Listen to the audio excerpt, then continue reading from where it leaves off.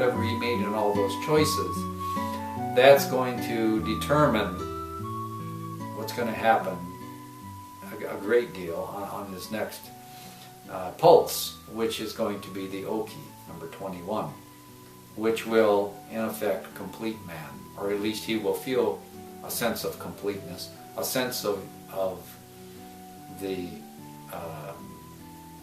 oneness with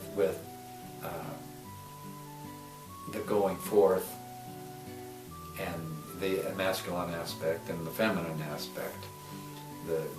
There will be some reconciliation there, some type of accommodation. And this accommodation is shown in the Oahspe, which is the house. It means house, and it can mean a physical house, and it can also mean a spiritual house. Essentially, Oahspe represents for the enlightened person the grade of all his choices, of all the enlightened person's choices that they've made up to that point. And so it's an accommodation of all that in number 21. Essentially, it's the foundation one that comes out of the wisdom, out of the two, out of the abstraction, out of the experience, we could say. Because man has the S within and the corporeal within, or with us, so his Oahspe will be according to what he is, but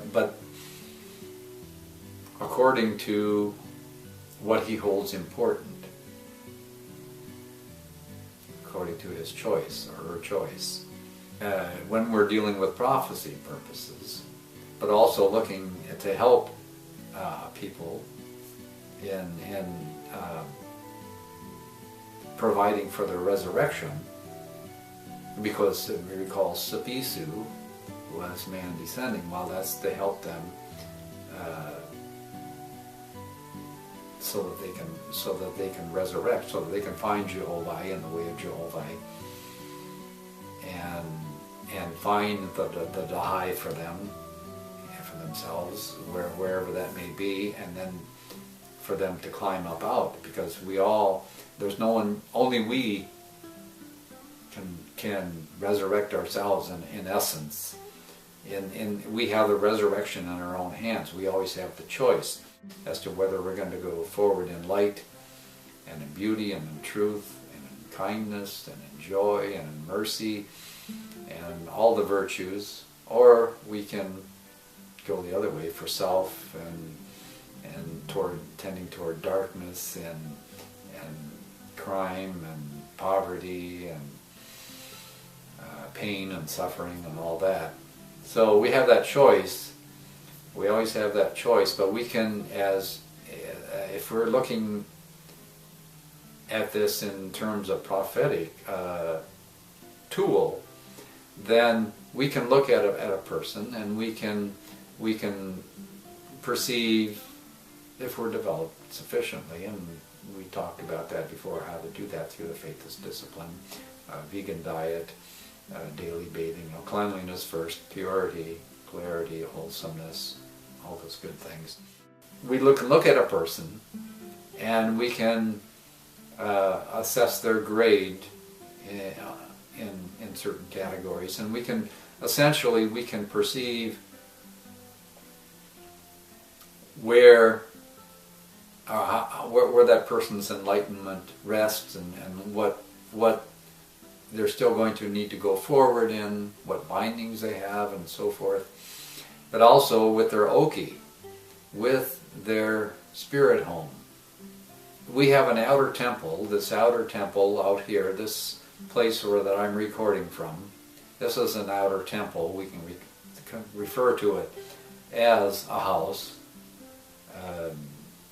or we can refer to it as a temple. Temple just indicates or associates in the mind with holiness and with reverence and the Creator's presence and so forth. That you can't necessarily tell what a person's S is by what their outer condition looks like, by what their surroundings look like. You have to actually look and be able to perceive their soul, and the degree of development that they have, and where they're going to go. How can they proceed? Because recall, the only reason that we need this information, or want this information, is to help provide for the resurrection, for their resurrection, for them to remember Jehovah and his kingdom, his angels of light, his kingdom of light, and desire to rise up, to want to become a better construct, so to speak. We want to build ourselves in a way that can avoid, well, even to avoid the pain, to look at it in terms of pure self. We want to avoid the pain, and that's the way to avoid the pain is through the resurrections, is through ascension, doing those things that draw us closer to Jehovah. And by doing that, then the fruits of that we receive, it lifts us into this better condition. But that starts from the inside. That starts from the inside, and ultimately it manifests on the outside. And so we can see wherever a person is on the outside, or wherever a social order is on the outside, we have to look on the inside to see where they are in their soul and in their light, in order to best know where they're going to go forward, how they're going to go forward.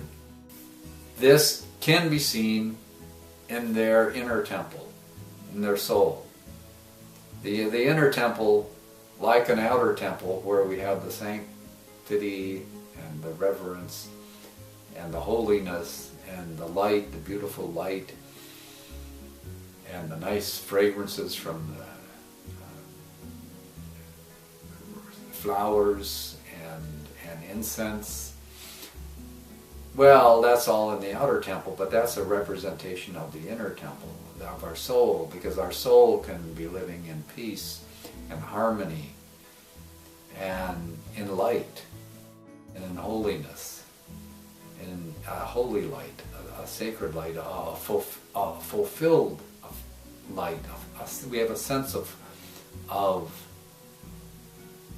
not only completion, which comes from number 20, the enlightened man, but we also have a sense of the oneness with everything, and the oneness with all creation.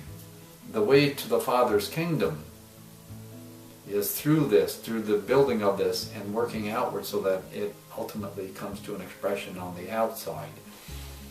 Because if we try to go from the outside and work in, it doesn't work. Because out here, in the farthest reach out here, is corporea, the corporeal realm. That's the farthest out you can go. And if we labor in corporea, the movement of corporea is always outward, is always expansion, is always growth. But it's growth in this direction. And it's not growth within. It doesn't grow within. Only the S man does that. The S within. Can we grow within?